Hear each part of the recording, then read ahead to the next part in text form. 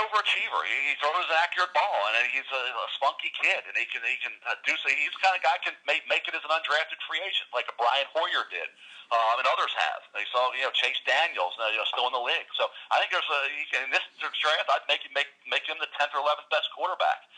Well, here's a guy that led the country in completion percentage. I mean, really, as a quarterback coach, that's what you want. You want a guy that can complete passes.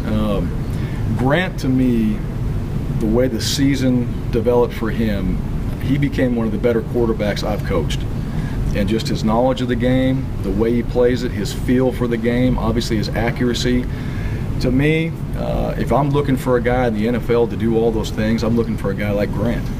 And he showed it. And he played at the end of the year on the biggest stage and had, it was 14 completions in a row. I mean, he really stepped his game up. So when the moment got to its biggest, he played his best.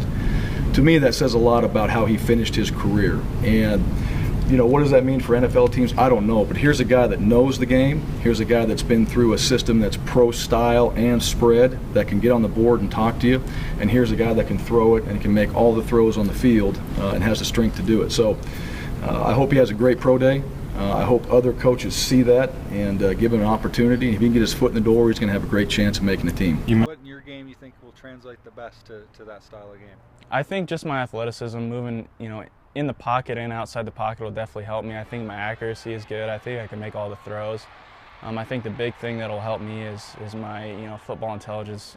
From what Coach HARSIN and Coach SANFORD have taught me here, it's been huge. Just getting ready for that next level, seeing things, and be able to talk that language and what Kellen's taught me. I think all that, just kind of from the shoulders up will definitely help me.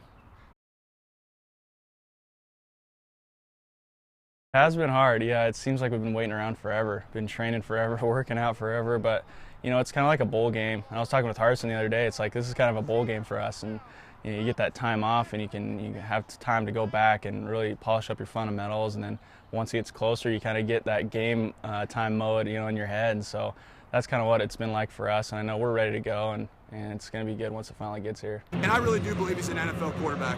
I think people don't really credit him like that, but even Todd McShay was out at practice the other day and said he's one of the most accurate, most efficient quarterbacks he's seen across the country this year.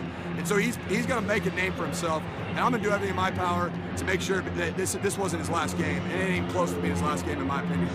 When was it that you kind of, it hit you that, hey, this may not be the end of my football career this year? Yeah, I think it was, right after the Fiesta Bowl.